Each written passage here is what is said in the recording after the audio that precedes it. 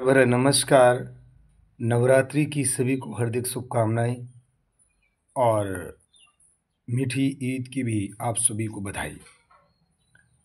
प्यारे मित्रों, कहते हैं कि जब आप कुछ अच्छा करते हैं तो ये दुनिया भी आपके साथ खड़ी होती है।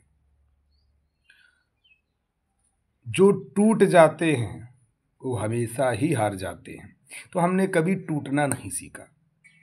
आज लगातार अपने चौकीदार परिवार के लिए रात दिन एक कर रहा हूँ, कोशिश कर रहा हूँ कि कुछ ऐसा करूं कि जिससे एक इतिहास ऐसा बने जिससे चौकीदारों का जो वर्णन है वो इतिहास के पन्नों में दर्ज हो, सोशल मीडिया और मीडिया प्लेटफॉर्म पर नंबर 1 पर चले।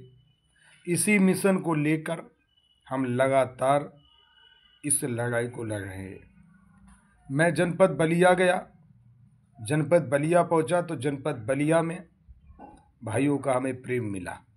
मैं पहली बार गया, मेरे बहुत सारे भाई वहाँ पर आए और मुझसे मुलाकात किए। मुझे अत्यंत खुशी हुई। तो मैं बलिया वाले जितने भी भाई हमारे हैं, मैं उनको तहे दिल से धन्यवाद देता हूँ। उन्होंने मेरा बहुत सम्मान किया, इसके लिए मैं उनका आभार प्रकट करता हूँ। सुशील कुमार, श्री कृष्ण राव जी, आपका बहुत बहुत धन्यवाद। इसके अलावा फिर मेरे विचार में आया कि जिस तरह से बिहार के बारे में जिक्र की जाती है कि किया जाता है कि बिहार में चौकीदारों का आखिर असली वेतन क्या है, तो इसलिए मैं बिहार के भ्रमण पर निकला। कृष्णा राव जी के साथ उनके ससुराल में ठहरा। उनकी जो ससुराल है वो जिला बक्सर में है। फिर वहाँ से मैं कई थानों में गया। हम और माननीय उपाध्यक्ष जी छोटेलाल गौतम, गंगाराम पासवान और साथ में दिलदार खान जी, हम 4 लोग थानों पर पहुँचे। थाने में दरोगा साहब मिले, उनसे वार्ता हुई, उनसे पूरी कहानी को समझा।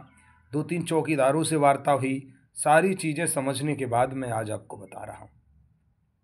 बिहार के चौकीदारों का जो वेतन है, अभी लगभग 8-10 साल से नियुक्तियाँ नहीं हो रही हैं। इसके पहले जो नई नियुक्ति होती थी उनका वेतन 30,000 से शुरू होता था और 8वां पास मांगते थे, 8वां पास और मैट्रिक। इसके अलावा जो पुराने चौकीदार हैं, जो सन 2000 पहले के भर्ती हैं, उनको वेतन मिल रहा है 57,000 से लेकर 60,000 रुपये। ये एक्चुअल मैं आपको बता रहा हूँ। यहाँ लोगों को, कई लोगों को पता नहीं है। जब यहाँ मुकदमा किया गया तो यहाँ उस मुकदमे में बताया गया 30,000 35,000 रुपये, जबकि सच्चाई ये है कि पुराने जो चौकीदार हैं, जो बिल्कुल पढ़े लिखे भी नहीं हैं, लेकिन उनका वेतन 57,000 से 60,000 हुआ। अब वो हुआ कब? जब वहाँ के मुख्यमंत्री मिश्रा जी हुआ करते थे, उस समय हुआ। क्योंकि कोर्ट ने आदेश दिया, मुकदमा उन लोगों ने, मैंने उनकी जब जुबानी को सुना तो मैं दंग रह गया। उन्होंने कहा कि भाई साहब, पूरे बिहार में मात्र 20% ऐसे चौकीदार थे जिन्होंने मेरा साथ नहीं दिया, 80% लोगों ने मेरा साथ दिया। और यहाँ तक उन्होंने बताया कि जो उनका खर्च था, उनका खर्च लगभग 22 लाख के आसपास आया था और मुकदमा उन्होंने आसानी से जीत लिया। 22 लाख रुपए और एकता का पर्चा देकर मुकदमा लड़ा। जज साहब का आदेश आया तो मिश्रा जी की सरकार थी, उन्होंने उस आदेश का पालन किया और उन्होंने कर दिया। अब नीतीश सरकार वहाँ क्या कर रही है? अब लोगों की नौकरियाँ खा रही है, नौकरियाँ हटा रही है। इसके अलावा नई नियुक्तियों पर लगाम लगा रखी है, नई नियुक्तियाँ नहीं हो रही। सब सरकारों के काम अपने अपने अलग होते हैं। अब बात करते हैं यूपी की।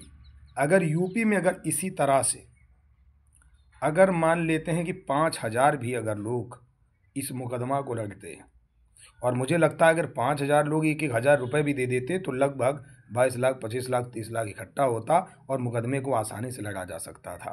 परंतु ऐसा नहीं हुआ, ये आपको भी पता है। ये देखिए, आपका अपना मैटर है। अब आप क्या इस पर विचार करते हैं ये आप जानिए, मैं वहाँ की कहानी बता रहा हूँ। एक बात और सुनिए, बिहार के अंदर सबसे ज़्यादा पावरफुल चौकीदार है। मेन भूमिका में चौकीदार ही है वहाँ पर आप यकीन मानिए कि इंस्पेक्टर दरोगा की इतनी वैल्यू नहीं है जितनी चौकीदार की है। उनका कार्य है कि अपराधी को पकड़ के लाना, दबिश डलवाना, अपराधियों को सलाखों के पीछे रखना, उनकी रक्षा सुरक्षा करना, दरोगा के साथ ड्यूटी लगना, इस तरह का काम वहाँ के चौकीदारों का है। ये मैं वहाँ से पूरा सर्वेक्षण करके मैं लौटा हूँ। फिर गया मैं गाजीपुर। गाजीपुर में एक्टिविटी नहीं थी। वहाँ के लोगों से मैंने पूछा तो बोले भाई साहब मैं लखनऊ या दिल्ली में तो नहीं गया हूँ। तो आप सोचो कितना पिछड़ा हुआ था गाजीपुर। उस गाजीपुर पहुँचकर वहाँ पर कई भाइयों का मुझे प्यार सम्मान मिला। परमहंस जी वहाँ के हमारे जिला अध्यक्ष हैं, उनका हमें बहुत आशीर्वाद प्राप्त हुआ। बहुत अच्छे इंसान है और बहुत सीधे इंसान है। मैं उनको दिल से बधाई देता हूँ और शुभकामनाएं देता हूँ कि आने वाले वक्त में उनका वर्चस्व और भी ज़्यादा बढ़े और लोग उनके साथ सदैव सदैव जुड़ते रहें, क्योंकि वहाँ के लोग भी परमहंस जी को पसंद करते हैं। चलते समय परमहंस जी की तरफ से, हालांकि उन्होंने तो कभी नहीं कहा, उन्होंने तो मुझे चुपके से किया, पर उन्होंने हमारी भावनाओं को समझा और उन्होंने मुझे 2000 रुपये का एक पुरस्कार दिया। चाहे वो हमारा किराया समझ लीजिए या जो समझना वो समझ लीजिए।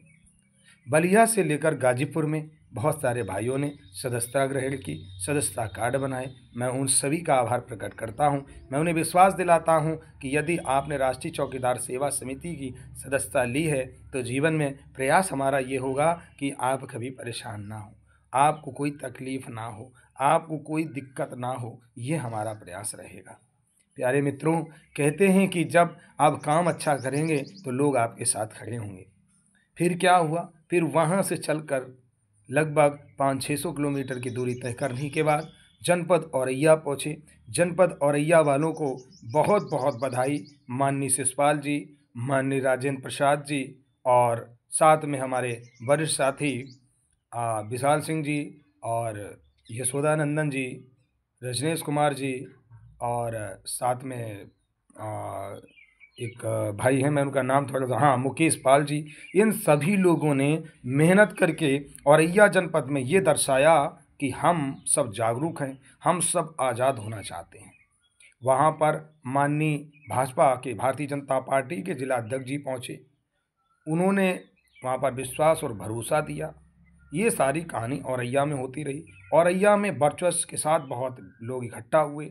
लोगों ने आपके भाई अनु त्रिपाठी जी का बहुत सम्मान किया। ये शायद सम्मान हम भुला नहीं सकते। मैं जनपद औरैया के लोगों को एक बात कहना चाहता हूँ कि जब तक इस शरीर में सांस है, आपके लिए सदैव सदैव हम लड़ते रहेंगे। जनपद औरैया में मैंने कहा कि 20-20 सदस्य यदि प्रत्येक थाने में हो जाते हैं, जैसे ही ये लिस्ट कंप्लीट होगी तो मैं औरैया की हर थाने में आकर के उनकी देखरेख करूंगा, उनकी रक्षा सुरक्षा के लिए मैं बात करूंगा।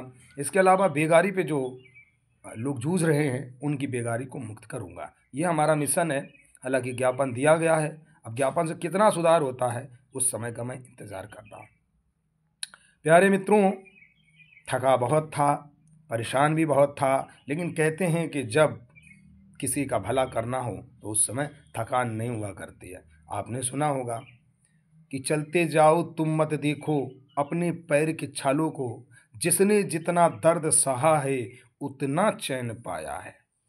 ये बात सत्य है कि जब आप मेहनत और लगन से कार्य करते हैं, ये दुनिया आपको कुछ भी कहते रहे, सुनते रहिए और आगे बढ़ते रहिए, लोग आपके साथ खड़े होते रहेंगे। आज उत्तर प्रदेश के अंदर सबसे ज़्यादा सदस्य, सबसे ज़्यादा सक्रियता राष्ट्रीय चौकीदार समिति को लोग अपना आशीर्वाद और प्यार बरसा रहे हैं। 4 तारीख को बुलंदशहर में मैं पहुंच रहा हूं। बुलंदशहर के आसपास के जो भाई हैं अवश्य पहुंचना, ये मेरा आप सभी से निवेदन है। मैं आप सभी से मिलकर के धन्य हो जाऊंगा और मुझे बहुत अच्छा लगता है जब मैं आपके बीच में जाता हूं। मन नहीं करता कि मैं आपसे दूर रहूं। आप यकीन मानिए मैं घर ज़रूर अभी आया हूं, क्योंकि 1-2 दिन का गैप है, उसी गैप में घर आया हूं, पर मुझे कहीं ना कहीं फिर से वही यादें आ रही हैं कि काश मेरे चौकीदार मेरे साथ खड़े हो।